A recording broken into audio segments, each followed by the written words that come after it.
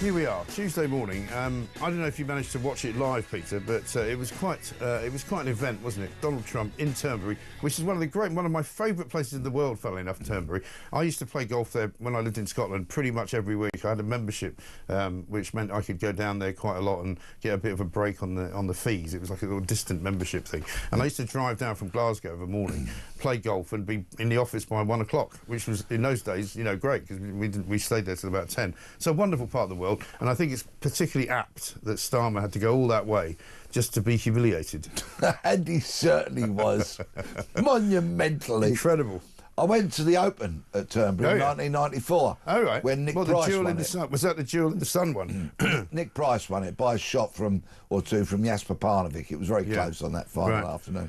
And we were there all week and we had a tremendous It's a fabulous time. place, isn't it? Yeah, beautiful. It's quite magical. Yeah, really, really was. And a great setting for the Open Golf Championship. Yeah. But of course, hadn't been there for a very long time. But yeah, yesterday's press conference was truly remarkable. It was. I look forward to dissecting it. Well, I think we've got a bunch of clips here. I'm being asked to do them in the right order, so I'm going to try and do them in the right order. Here's the first one: Donald Trump telling Keir Starmer how to win an election. Politics is pretty simple. It's I assume there's a thing going on between you and Nigel, and it's okay. You know, it's two parties.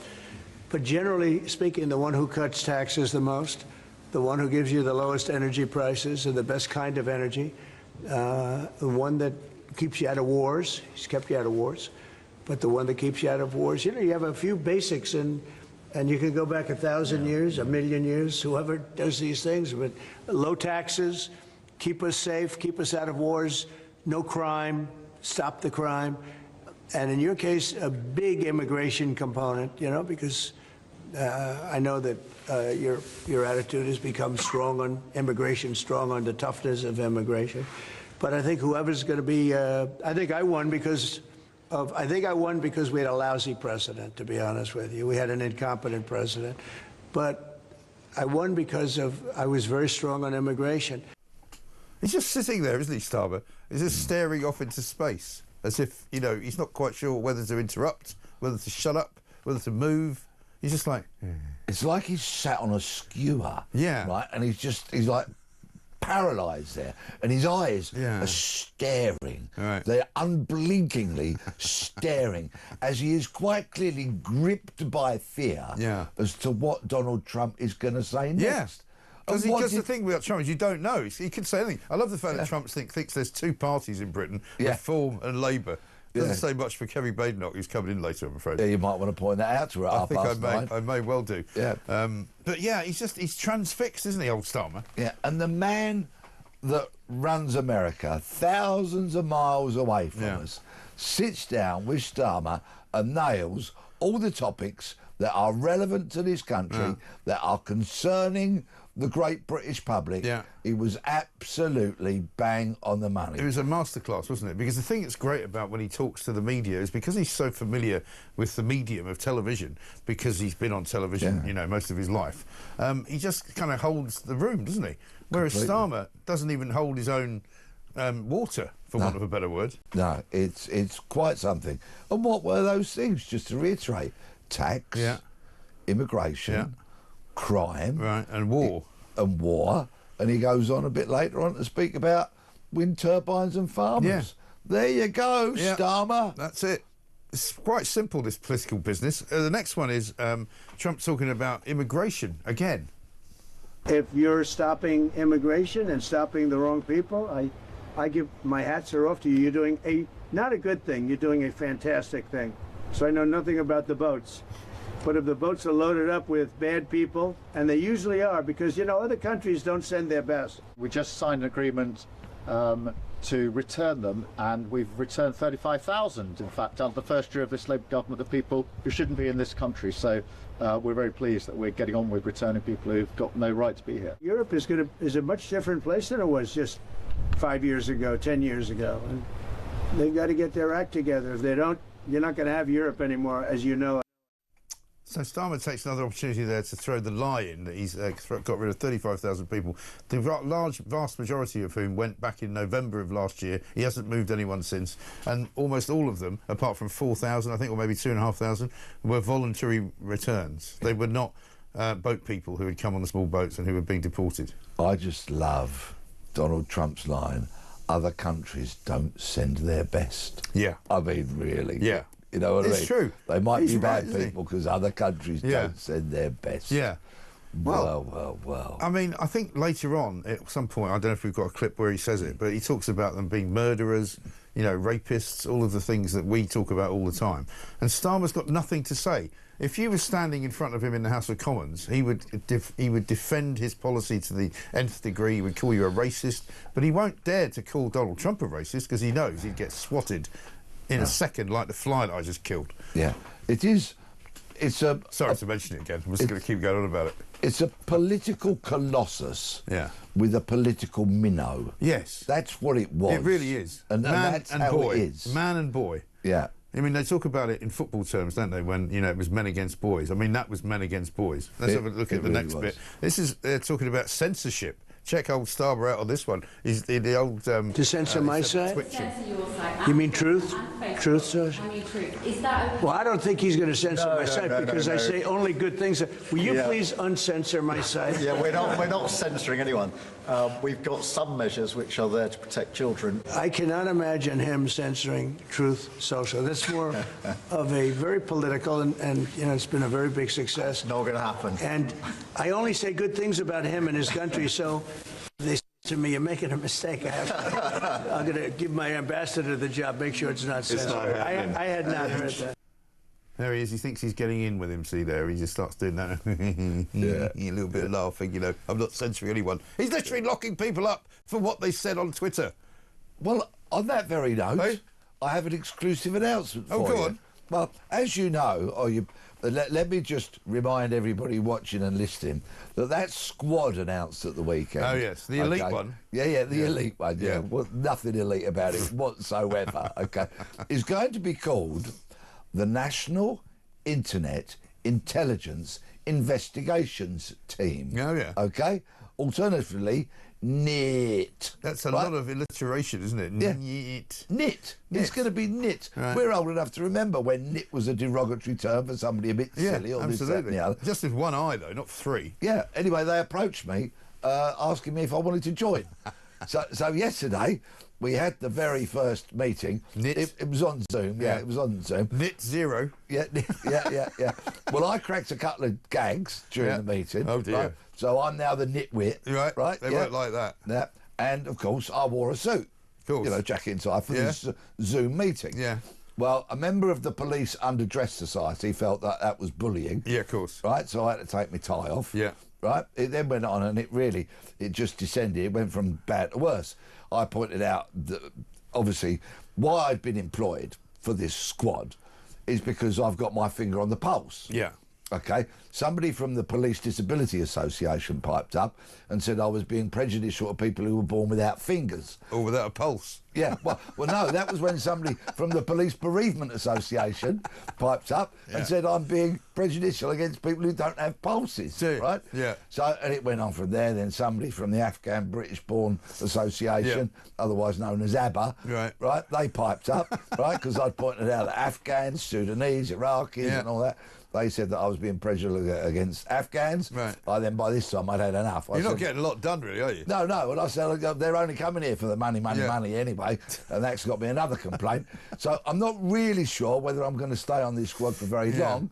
I did spend some time yesterday looking at my own social media accounts. Good. Right? And I have been raising a lot of concerns about migration. Yeah. So I've put myself under investigation. Very wise. Invited myself in for an involuntary interview, which I've refused to attend. Yeah. So I've just got to decide today whether I'm going to arrest myself or not. I mean, you'd think they'd actually have some real crime to look into, wouldn't you, if they were going back to their regular duties? But I guess they'll be doing this NIT stuff for a while. I think they probably will. This story has legs, It does. Unbelievable. Here's one of my favourite clips. Donald Trump asking about his good friend Sadiq Khan. I'm not a fan of your mayor. Why not? I think he's done a terrible job, the mayor of London. But a nasty person. I think he's done. I think no. I think He's a friend of mine, Russian. no. I think he's done a terrible job. But I would certainly visit London. Yeah. Well, I like Nigel. I mean, Nigel, as you know, is a friend of mine. Nigel's done very well. He's a friend of mine. Starmer's face. He's going. He just doesn't know where to look, does he? But really, I mean, that is a snapshot of the man, Keir Starmer, right? Yeah. When he says that Sadiq Khan is a friend of his. Right. We need to know nothing more about Starmer. No. That is it encapsulated Can I just in take one you back? line. Can I take you back a few years? Do you remember when he said that about somebody else? Do you remember who it was? Oh, go on. Jeremy Corbyn. Oh, well, Yeah, of course, he he said sat Jeremy Corbyn. He alongside said him. Jeremy Corbyn's a friend of mine. He did say that, and that was when he was trying to make him prime minister, when he was the the shadow Brexit secretary. Yeah. And he said that Jeremy Corbyn was not only a friend of his, but he would make a fantastic prime minister. Yeah. And then about a year later, threw him under a bus. Yeah. And said I was never really his friend. That's the kind of guy Starmer is. With friends like Starmer, who needs enemies? Who needs enemies? With I a mean, prime minister like Starmer, who needs enemies? well, and if you're Sadiq Khan, you've got plenty of enemies. I saw a poster on the tube yesterday claiming that somehow the ULEZ is now working because they've measured, and you know this is all BS, right? They've measured the air quality in London and they've declared it to be 27% less polluted than it was before ULEZ. I'm not sure how that works because people pay money to pollute Britain now and pollute London. They haven't stopped polluting it. They just pay money to do it. Well, how is that making the air any cleaner? Well. By what measure did he measure it, I wonder? Well, But you anyway, might well ask. the least I hear about that little horrible man, and I'm completely on Donald Trump's Brackett's side nasty man. here, the happier I am. Yeah, that's absolutely right. Let's see what he says about farmers. Well, we ended the estate tax. There is no estate tax on farmers. So when a parent leaves their farm, because again, a lot of these farms, they don't make a lot of money, but it's a way of life, and they love their way of life, and they love that dirt. That dirt is the most beautiful thing they've ever seen. They love it. I mean, they're farmers. They love doing it. They don't know how to do anything else, but they don't want to do anything else. I speak to farmers. I say, would you like to live in my penthouse in Manhattan? It's the most beautiful. No, sir, I want this farm. And what happens is, I mean, we were losing a lot of people to suicide. They'd borrow money to pay the estate tax, and they were not able to pay it. And some banks are ruthless. They wouldn't do anything, and they would end up committing suicide. We have totally ended the estate tax in those situations. So there's no estate tax. So when a parent leaves the farm to the kids, they don't have to worry about their local, possibly unfriendly banker coming in and stealing their farm. Starmer's got nothing to say on this. Absolutely nothing. Zilch. It's a masterclass. Yeah. An absolute masterclass handed down from Donald Trump Yeah. to Starmer, pointing out the folly of his policies, of his ways, of his government, of his leadership. Yeah. Absolutely incredible, because he must know, Trump, as he says those words, that all of the things that he's saying he won't do and doesn't do for farmers in America because he doesn't want them to kill themselves and commit suicide, he knows that Starmer's doing. Yeah. He must know that. And Starmer's sitting there as if he literally has been struck dumb. Yeah. Right? Well, he is. He's getting completely rinsed, isn't he? Totally. Absolutely. And Donald Trump, of course, must be incredibly well briefed. Yeah. He must have a team that have got their finger on the pulse. Oh, I'm saying it Well, he's again. got Caroline Leavitt, Yeah. that incredible press secretary of his, Yeah. who's brilliant. And what Starmer got, he's just got a collection of numpties around him who think it's a great idea to put a sort of video out with some, dramatic music. Ding, ding, ding, ding, ding, ding, ding, you know. I'd like to see, what happened yesterday, which was funny, and I haven't checked this morning, but I was checking last night. Not one tweet has gone out from the Starmer Twitter account about his time with Donald Trump. But that's how embarrassed he is. Yeah. He's not put out one clip, not one message, not one little thing saying, I spent it with the 47th President of the United States of America yesterday up at Turnberry. It was a great time, blah, blah, blah. Nothing. Yeah. He put out his meeting with the bloke from Czechia, his name I've forgotten. He put out his meeting with Macron multiple times. He's meeting with old Merz, the German, and von der Leyen, who also got rinsed by Trump the other day. She's now apparently, the euro plunged yesterday. She's done such a bad deal for the EU. But he's not put one thing out about his meeting with Donald Trump. Yeah. Because he's that embarrassed. Shredded. absolutely shredded, like a piece of cheese in a grater. Yeah. Let's have a look at Trump on wind turbines. We could do this all day. Wind is a disaster. But in Scotland and across the UK, wind farms. I know, it's a shame. It's not his fault. I used to tell Alex Salmond, you can take 1,000 times more energy out of a hole in the ground this big.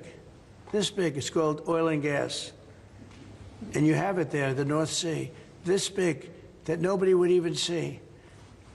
You can take 1,000 times more power because the wind is intermittent, it doesn't work, it's extremely expensive. All the windmills are made in China. They used to be Germany and China, now they're mostly in China. They all come out of China. They say that the blades, which are carbon fiber, you can't bury. Oh, okay, you can't bury. What are you going to do, dump them in the ocean someplace? Because they only last a certain period of time. And remember, a windmill has a life of 8 years, especially when they're out in the salty sea and they start to rot and to rust. You're going to have to replace them. It's very hard to replace them. Wind needs massive subsidy. And you are paying in Scotland and in UK and all over the place where they have them, massive subsidies to have these ugly monsters all over the place. They also kill all your birds. You know, they wipe out. You know, it's interesting. If you shoot a bald eagle in the United States, they put you in jail for 5 years. And yet windmills knock out hundreds of them. They don't do anything. You explained that. So it's a very expensive energy. It's a very ugly energy. And we won't allow it in the United States. So we believe in a mix. And obviously oil and gas is going to be with us for a very long time.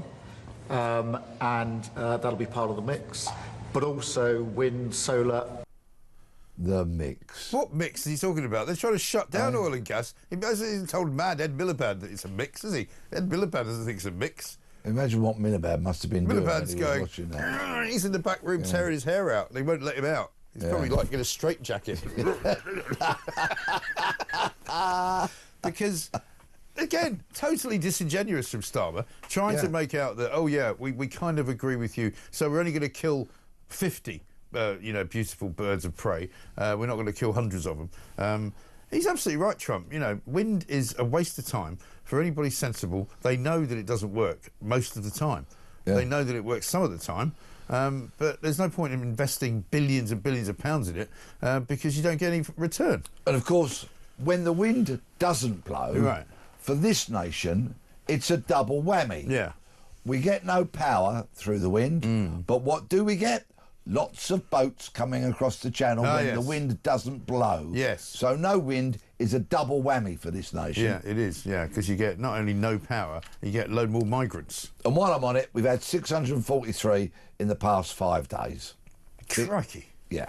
And we've had 47,419 since Starmer became Prime Minister. For 2025, 24,177, which is a pretty good-sized town, like somewhere, I would say, like, what's the name? Hailsham, say, in Sussex, I think. It's about the size of a town called Hailsham. Yeah. That's too many people.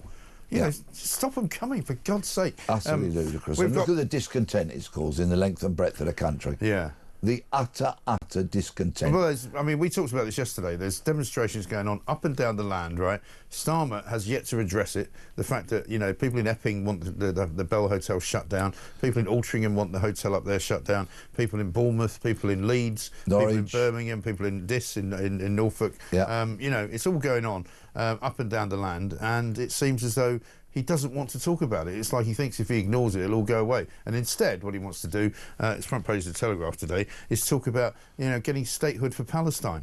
Nobody cares about Palestine in this country, OK? We're sick to death of the marching going on. We're sick to death of the consistent and ghastly terrorising of Jewish people in this country. You know, we do not care about Palestine at this point. I'm sorry. And Donald Trump knows exactly what a prickly subject it is for millions upon millions of us, because he brought it up repeatedly yesterday. Yeah, he did. Immigration. Immigration, exactly right. 25 minutes past 6, Peter Bleksley's here. We'll continue with the ritual humiliation of the Prime Minister of Great Britain and Northern Ireland. Coming next. Welcome back to Morning Glory, 6:28. I'm Mike Graham. Peter Bletchley is here with me. We are having a ball going back over what happened yesterday up at Turnberry, because two things happened really to Starmer yesterday. One, he was so keen to actually get himself out there on the international stage because he loved it, doesn't he? You know, he hasn't seen a leader of a country, no matter how small and piddly, that he doesn't want to have a summit with in Downing Street, right? Just brings them all in. And he thought to himself, you can imagine, I'm going to go to Scotland. It's going to be this amazing situation because, you know, Donald Trump is not only the 47th President of the United States, but he owns the Turnberry, he owns it. So he can, like, have this beautiful, grandiose setting, you know, with Elsa Craig in the background, you know, the remembering of the Jewel in the Sun, Jack Nicklaus, you know, Tom Watson, Nick Faldo, you know, all the amazing Seve Ballesteros, all the amazing golfers, Lee Trevino, you know, going back to Tiger Woods. Brilliant, right? Imagine me straddling like a colossus, this incredible vista, right, looking out to the coast of Northern Ireland. And then he gets up there and he gets completely rinsed, as you said, so much so that you can imagine his social media team going, oh, it's going to be great. Can you imagine, like, it's a shame you don't play golf, Prime Minister, but maybe you can get yourself out on the golf course, look a bit sort of, you know, manly, look as if you're, you know, a sportsman, instead of those ridiculous pictures of him playing football where he looks for all the world like he doesn't know what he's doing. And then after all that, they put nothing out on social media, not one thing. We've just checked again. Nothing has gone out, and he missed the opportunity of a lifetime to be on the front page of The Sun, as they've done there, because they've got the Lionesses in Downing Street, right? Rightly so. Instead of which, fantastic by them, right? All looking lovely and terrific, and Angela Rayner's hosting them, and he's not there. Yeah. He should have stayed in London.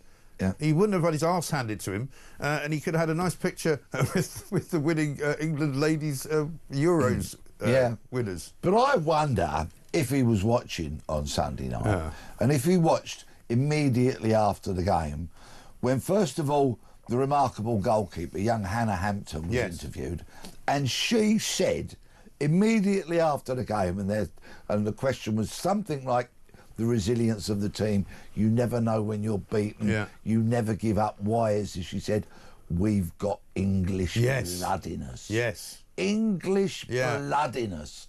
And I just thought, that is wonderful. Bless that talented young woman. Yes. And then not long after, Chloe Kelly, Queen's Park Rangers supporter, I'll have you know. Okay. We're claiming Chloe as ours. We have done for years. Right. Chloe pipes up, and she's talking about pride in her teammates, pride in the backroom staff, and she said, and I'm proud to be English. Oh, I know. Can you imagine? Sadiq Khan must have been turning and rolling around in his little pit. How wonderful those young women in that momentous time of joy, achievement, celebration, they connect immediately with their Englishness. Yes. Proudly. Yes. Loudly. Brilliant. Wonderful women. Absolutely true. Wonderful. And then, unfortunately, this happened.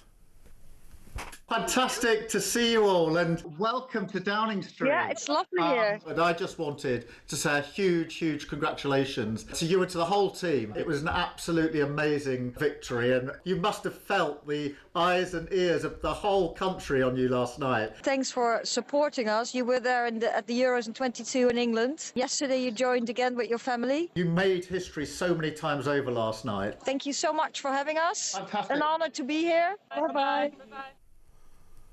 Yeah, bye-bye. Get lost. We're busy having a good time. What's all this about? Why is he holding his phone like that? And who holds their phone like that? It's the What's that about? It's the Prime Minister, okay, of the UK. He did that outside in Whitehall. There'd be a guy going past on a bike. God. On an e-bike. Yeah, God. And I love the way they're going, yeah, bye-bye. See ya. He's the Prime Minister, right? He's supposed to put the phone down first, isn't he? Yeah. You know, and the woman who doesn't happen to be English, I don't care, this is the manager, is going, bye-bye. Yeah, very nice. Yeah, nice to see you. Thank you. Bye-bye. Yeah, clear off. Get lost. Yeah. Clear off. I want another glass of bubbles. So I just do the show like this. Yeah. You know, all right. Lovely. You made history many times over. That's not possible. You can't make history many times over. You can make history and you can do something many times over. You can't make history many times over. What's wrong with him?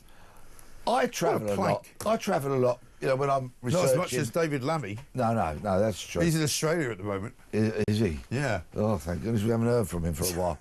Right. So when I travel, I'm researching and writing and broadcasting about unsolved crimes and such like murders, etc., etc. In my rucksack, as a permanent fixture, because I might be creating a lot of posts for social media, for engagement, for interest, does somebody know something? Do they want to get in touch? Do you know what I take with me? A little tripod. Okay? Precisely for when I am doing video clips. And my phone clips simply and securely into this tripod, so you're not wobbling, because your hand will always have an element of movement. In the Prime Minister's team, he's the Prime Minister. No one has got a little tripod. Hasn't he got someone to film it for him? But no one's just got a tripod. I mean, these are basics. Yeah, but you could get. I mean, he's got 7,000 PRs working for the government. Did you know that? What? 7,000.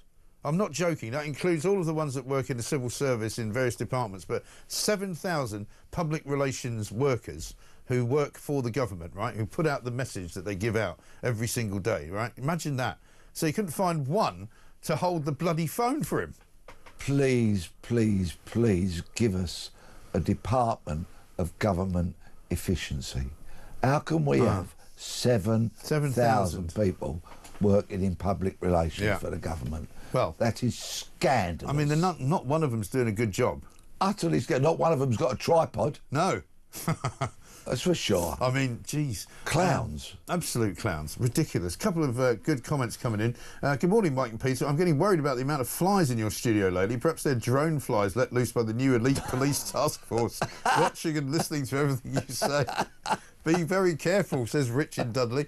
And Joanne says, can you please tell Peter B he is a legend? Absolutely loving the show this morning, Mike. President Trump's comments are just what most people in this country think, and Keir Starmer's face is an absolute picture. That's true.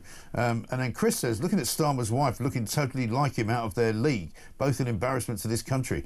Yeah, that's the other one that we haven't played yet, where he talks about Keir Starmer's wife being his greatest asset.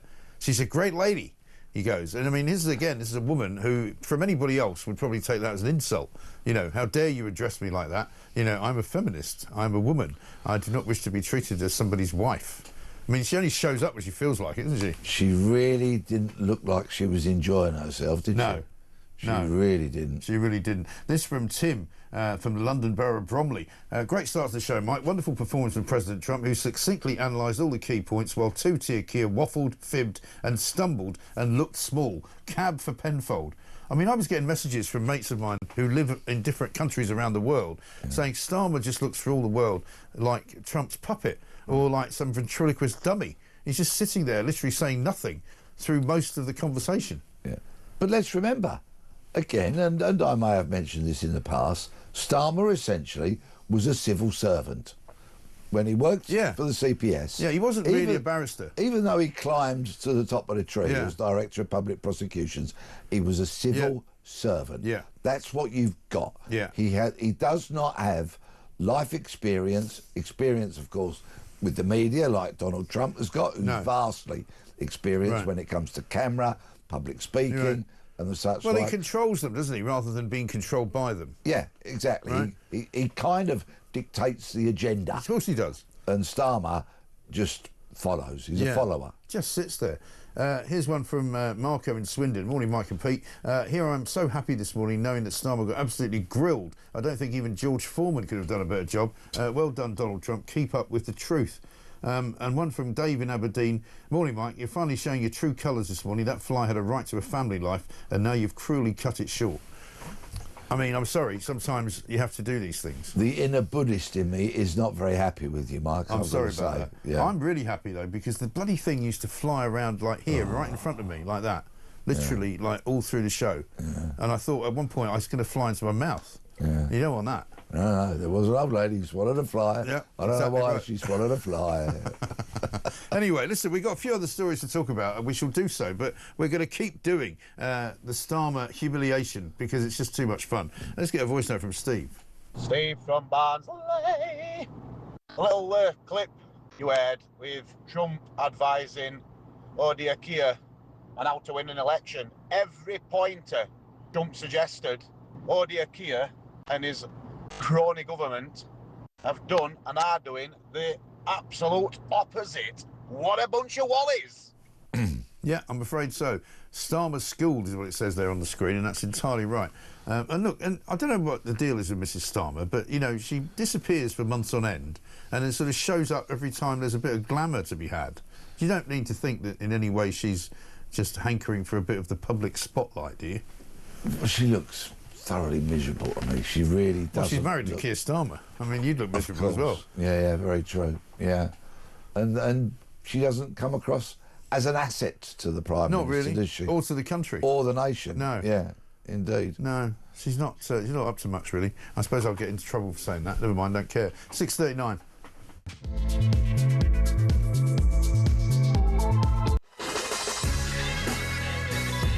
Welcome back to Morning Glory, 6:41. I'm Mike Graham with you all the way through until 10 o'clock. Of course, Peter Bletchley's here. We've been having a bit of fun with old Keir Starmer being schooled throughout the course of yesterday afternoon by the President of the United States of America, Mr. Donald Trump, 47th President. Many of you joining in.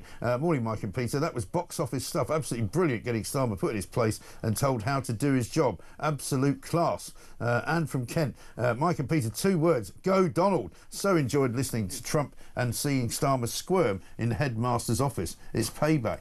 I mean, again, never before have you seen the kind of reaction to what we've just watched. Everybody's loving it, right? Because they hate Starmer so much that they don't mind a foreign leader actually coming into the country and ripping the absolute Michael out of him. Headmaster's office, what a great phrase. It is like that, isn't it? Now, let's get a voice note from James. Morning, Mike. It's James from Blackburn. Well, that was beautiful yesterday, wasn't he? It was beautiful. Absolutely beautiful. He was pathetic, wasn't he? And he looked like he was chewing a wasp. It was just brilliant. Absolutely brilliant. He sat there with nothing to say. He couldn't say anything apart from these feeble attempts. And he just went, he's a friend of mine. And he just carried on. What an absolute plonker. But that was brilliant. And actually, if Keir actually did some of this stuff that old Big Donald's talking about, we're not be like going down the gurgler like we are doing. Keep up the good work, Mike and Peter. I mean, it's hard not to get some enjoyment out of that, really. Now, we've got an exclusive coming up, and we'll be playing it out throughout the course of the day and throughout the course of the show this morning. And it's basically this shocking new footage that we have got our hands on reveals the life of luxury which hundreds of migrants are enjoying in an asylum hotel in none other than in this very country, which ordinary Brits could only dream of on some kind of all-inclusive holiday. Have a look at this. I have been quite surprised at the level of luxury that is enjoyed by many of the residents who live at Copthorne Hotel. When I thought of the term illegal migrant hotel, I definitely had a far less luxurious accommodation in my mental image. Perhaps what I found more surprising is the level of affluence of some of the residents themselves as well. So before the housekeeping staff make their rounds, the bedrooms do get rather messy. I mean, you can see here cigarettes and weed and ash all over the tables, banana skins left everywhere, bags of rubbish on the floor, weed grinder, weed and ash all over the desk, in stark contrast to the relative luxury enjoyed by the service users at Copthorne Hotel in the staff accommodation block, where I have kindly been gifted a room for the duration of my stay. It is anything but a luxurious 4-star hotel. The rooms are like boxes, there's no Wi-Fi, no televisions, the signal is terrible. It is literally a box with a bed and a sink. So the migrants get better accommodation than the people who are supposedly looking after them and serving them. They've got weed in the room, a grinder so they can, grind up the cannabis and make it to a joint. Incredible, isn't it? Yeah, this young man, Aston Knight, was working at the Copthorne Hotel, where I stayed many years ago, by the way, had a golf course attached to it. And that's the one near Gatwick, isn't it? Yeah, I think so, I know, yeah. And Aston was there working to make doors fire compliant, fire safety. And believe it or not, some of the doors in the hotel were warping, were bending out of shape, because they had the heat turned up in these rooms so much, these migrants, as they tried to replicate the climate of the countries that they'd come from. I kid you not. So Aston had the clearance, was living in the quarters for a while, filmed lots of footage. He's actually put a documentary out somewhere, I believe, probably on YouTube, which is about an hour long. And I'd urge anybody to try and find it and have a look. And it is just a litany of these people who, let's remember, have illegally come to this country. Yeah. Because if you've come on a small boat, to come by a reckless method of transport into the UK is now a criminal offence. It is. So they're not irregular, they've come illegally if that's the method they've used. Same as if they've bunked on a lorry and all that kind of stuff. It is an illegal entry into this country. He shows footage of the food. It's all kind of like silver service for 3 meals a day. Got, a couple of choices. Right? Of course, these people have to be fed, but the level of what they are given, and some interesting. So have they got drugs? Because we're giving them money, presumably, which they're spending on drugs and cigarettes. I mean, what sort of lunacy is that? Yeah, and it goes on, and there he shows many more examples of just this one-way street where we're giving, and it's we, it's you, it's me, it's everybody listening or watching, it's our taxes, and it's all going on this utterly ludicrous situation which has been allowed to perpetuate for far too long, and because of weak-willed, pathetic politicians of whatever flavour they may be, who has been in government for goodness knows how long, this is where we've got to. And this is why, when these people are parachuted into our communities, into hotels where there is law breaking committed by these people, it's why people, decent, honest, upstanding people, go and stand outside these hotels and protest. People have had enough. They really have. And again, Keir Starmer doesn't want to address it. He wants to go glad-handed around, talking to Donald Trump, getting humiliated. He'd rather be humiliated by Donald Trump than be humiliated by his own people. But he also doesn't want to talk about it because he'd rather talk about Gaza and whether or not we should recognise Palestine as a state. Why? Because he's more worried about the internal workings of the Labour Party than he is about the people of this country. And on that very note, I spent some time with a former senior Labour advisor, who still is very well connected within that party. And he was saying just a couple of weeks ago that Starmer, believe it or not, is in very high spirits, quote, because of his 3 trade deals. Okay, oh, please. So while Rome burns, he's happy because we've got a trade deal with India. Well, one of those trade deals involves people from India coming to work in this country and paying lower levels of tax than we do, and the companies that are going to hire them, which are Indian companies, paying lower levels of national insurance than British companies pay. Doesn't sound like a good deal for Britain to me, I'm afraid. Yeah. And the deal that he's got with the EU is a lot worse than the deal America's got with the EU. Why? Because Donald Trump put his foot down on Ursula von der Leyen and made her do exactly what he wanted. She's now being accused of surrendering to Donald Trump. But that's what we should have done. You know, why are we being nice to the European Union? They've never been nice to us. So whilst we're all going to the supermarket and going, how much at the till, right? When we're looking at the price of everything going up and up and up, when people are grafting sometimes 2 or 3 jobs just to put food on the table, clothe the kids and exist, Keir Starmer's in high spirits because of trade deals. How disconnected from the great British people can he be? I know. And if he actually thinks, because he must now think as he wakes up this morning that he was ritually humiliated yesterday, because that's why he hasn't put any clips out. He knows that he is a busted flush. He knows that everybody in the country hates him. He knows that nobody thinks that anything he says is true or believable, and he knows that he is not long for that job. So he's probably, you know, whoever's telling you he's in high spirits, he must be faking it because he can't be happy. Or he's just so disconnected from the matters that affect us and are important to us every single day of the week. Maybe because, you know, I find that some of these politicians in senior positions, same like senior police, they live in these echo chambers where their underlings, you know what I'm talking about, the brown nosing, you know, those types. The people that tell them how great they are. They tell them what they want to hear as opposed to telling them what they need to hear. Give me an hour with Starmer and I'll tell him exactly what's going on in this country, exactly what people think, the strength of feelings about all these matters that are so important to people, and he won't need 7,000 PR people to spew out some kind of nonsense message, because I'll give it to him straight, and if he wants to regurgitate that truthfully, then the public might go, oh, really? But with that said, pathetic performance, and the man as he stands, no wonder everybody's getting the hump. I know. Can you spend an hour with that Chief Constable of Essex Police as well? Sort him out while you're at it. BJ Harrington? Yeah, that's the one. Trump is the gift that keeps on giving, says Stephen Cambridge. Taking Starmer apart piece by piece, the discomfort from Starmer was priceless. Love the show with Peter. Let's get a voice note from Jamie. Trump just gets it. He really gets the feeling of our nation. Starmer is clueless. Clueless policies, lawless London, so don't even get me started on Sadiq Khan. But Trump really tunes into what we think in this country. But there will still be people this morning defending Starmer and saying he's got it right, Trump's the Antichrist, he's wrong, blah, blah, blah. It was beautiful to watch, absolutely beautiful to watch. Starmer wanted the ground to open up and swallow him whole. You could see that on his squirming little face. Great show, Jamie from Hornchurch.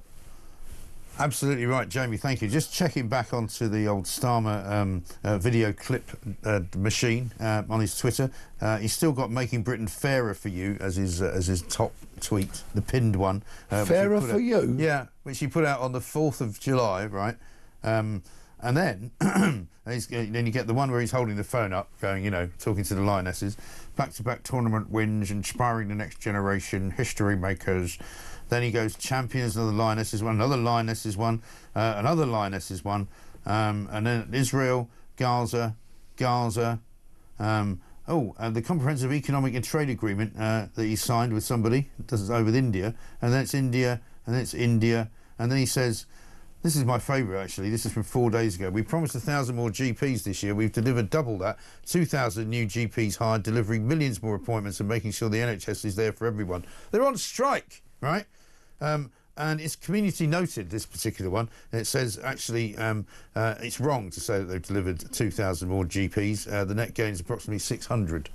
So he's actually been corrected by the monitors at X, who say he's got it wrong. Anyway, listen, we better take a break, otherwise we're going to be in trouble. We'll be back with more with Peter Bletchley and me right here on Talk. Martin in County Durham says, Mike, I watched Rodney at Turnberry yesterday. He wasn't even treading water. He was slowly sinking into his own little world of wonder. What an embarrassment. I'm in tears watching you and Peter. Absolutely brilliant. Fantastic show. Morning, Mike, says Paul in Nottingham. If these people leave hotel rooms in the state shown in the video, what state are these HMOs going to be in? Absolutely unbelievable. It's a very good point. Because, of course, the Labour government have been crowing about the fact that there's fewer migrants now in hotels than there were under the Tories, which is actually not necessarily an indisputable fact, because it may not be true. But also, if they are moving out of hotels, they're just moving somewhere else. It's not like they've disappeared and gone home, is it? Well, coming to a neighbourhood near you. Yeah. But you know what, Mike? Please forgive me. I'm still enraged by that pinned tweet, part of which you read out. Yes. Where Starmer is saying, fairer for you. Fairer for you, OK? yeah. Because that, fundamentally, is untrue. What is fair about people who come to this country illegally, getting a roof over their head, 3 square a day, spending money, dental appointments, doctor's visits, and the list goes on and on. What is fair about that? Tickets to football matches. Yeah. What is fair? Oh, yeah, discounts that certain councils are offering, and on goodness knows what. What is fair about that when there are so many working people who are standing at that checkout thinking, am I going to be able to afford to pay this, when the person behind the till says that will be however much it is? It's usually over £100, no matter what it is, right? How can it be fair? It's not fairer for you. It is not fairer, this country, for the hard-working, grafting, law-abiding, tax-paying, decent members of society. I know. It's so infuriating, isn't it? I feel like that most of the time. Couple of other stories just to pick up on before we get to the end of the show. BMA risking lives by refusing to let striking doctors work. The NHS has accused the British Medical Association, i.e. the striking doctors union, of risking patient safety by refusing emergency requests for striking doctors to return to work. That's nice, isn't it? Old story. First, do no harm. Old story. At least 5 coroners in recent weeks and months have concluded, based on the evidence that they've heard, that at least 5 people were killed as a result of doctors going on strike. It's proven beyond any shadow of a doubt. What a shameful we know thing to do. Doctors strike, people die. They are irresponsible. They are costing people's lives. And the legislation needs to be changed so they cannot go on strike. Yeah, and the Tories have said that they will change that legislation. Kemi Badenoch's going to be here later on. One final story. Labour are now facing the threat of more NHS strikes because nurses have become the latest group to reject a pay offer. So we'll have the nurses out soon as well. So, you know, well done, Wes Streeting. He's managed to completely kibosh the National Health Service by giving out money last August when he shouldn't have done it.